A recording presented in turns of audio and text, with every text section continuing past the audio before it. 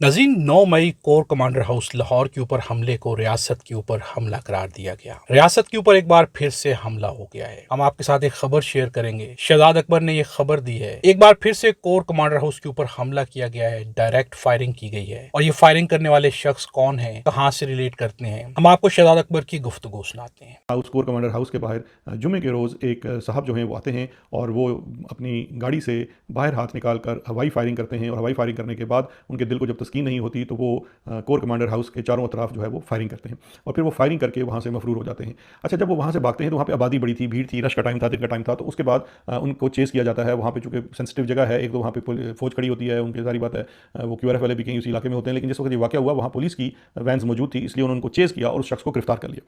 जब उस शख्स को गिरफ्तार कर लिया गया तो अब अगर यहाँ पे सिर्फ तवक्कुफ करके ये समझ लीजिए कि अगर उस शख्स को गिरफ्तार ना किया जाता तो यकीनन अभी तक जो मैंने आपको स्टोरी सुनाई है वो स्टोरी कुछ ऐसे ही बनती कि जी PTI के एक मेंबर पार्लियामेंट को सज़ा हो गई, कुछ और लोगों को भी सज़ा हुई 9 मई के केसेस के ऊपर, और पाकिस्तान तहरीक इंसाफ ने फिर से हमला कर दिया लाहौर में कोर कमांडर हाउस के ऊपर, या उसके बदले में जाकर ये सब कुछ किया।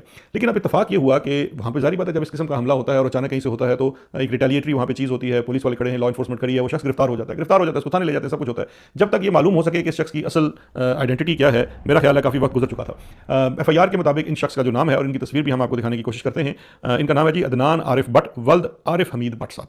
इनके बारे में जो सबसे इंटरेस्टिंग चीज़ है, ये जो अदनान आरिफ भट्ट साहब हैं, ये जो हैं ये बहुत ही करीबी रिश्तेदार हैं हमारी चीफ मिनिस्टर जो लाडली बीबी हैं, इनका शायद नाम भी घर में इनको कहते नहीं, लाडली बीबी ऐसा कुछ कहा जाता है। खैर, उनके ये बहुत करीबी रिश्तेदार हैं। और बल्कि एक और भी चीज़ जो हमें पता चली है कि गालिबन ये मकीन भी हैं जाती उमरा के। जाती उमरा में इनका भी जो रहायश है वो बिल्कुल लाडली बीबी के साथ ही है।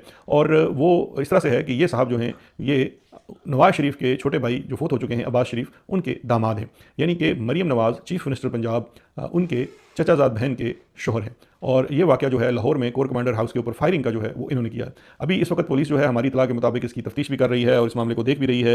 और जाहिर बात है पुलिस तो नहीं की है, लेकिन मसला ये है कि ये साहब गिरफ्तार हो चुके। नज़ीर, 9 मई को कोर कमांडर हाउस के ऊपर हमला किया गया तो उसको रियासत के ऊपर हमला करार दिया गया। यहाँ तक बयान आता है कि इंडिया ने इतना नुकसान नहीं पहुंचाया जितना पाकिस्तान तहरीक इंसाफ ने कोर कमांडर हाउस पे हमला करके पाकिस्तान को नुकसान पहुंचाया है। और ये बयान यकीनन मरियम नवाज की जानिब से दिए गए, शरीफ फैमिली की जानिब से दिए गए। आपने शहजाद अकबर की गुफ्तगू मुलाहिजा की। शहजाद अकबर के मुताबिक अदनान आरिफ भट्ट वल्द आरिफ हमीद भट्ट, जो कि मरियम के कजन हैं, अब्बास शरीफ के दामाद हैं, उन्होंने कोर कमांडर हाउस पर फायरिंग की है। क्या इस फायरिंग को भी रियासत के ऊपर फायरिंग कहा जाएगा? क्या इस हमले को भी रियासत के ऊपर हमला करार दिया जाएगा? क्या मरियम नवाज की जानिब से, शरीफ फैमिली की जानिब से, नून लीग की जानिब से इस हमले को भी रियासत पर हमला करार दिया जाएगा, या इसकी खबर ही बाहर नहीं आएगी? जब रियासत के ऊपर हमलों को भी मुफादात की नजर कर दिया जाए तो फिर रियासत आगे कैसे बढ़ सकती है? एक जानिब नून लीग की पूरी सियासत 9 मई के ऊपर खड़ी हुई है। अगर 9 मई ना हुआ होता तो मरियम नवाज वजीर आला नहीं बन सकती थी। तो दूसरी जानिब शहजाद अकबर के मुताबिक कोर कमांडर हाउस पे उनके अपने घर की तरफ से हमला किया गया है। क्या इसके ऊपर भी बयानात जारी किए जाएंगे? क्या इस मुजरिम को भी सजा दी जाएगी, या ये कहानी दब के रह जाएगी? कमेंट्स में अपनी राय का इजहार जरूर कीजिएगा। वीडियो अच्छी लगे तो लाइक भी जरूर कीजिएगा। अगर आप हमारे चैनल पर नए तो चैनल को सब्सक्राइब कर ले और बेल आइकन को भी प्रेस कर दें।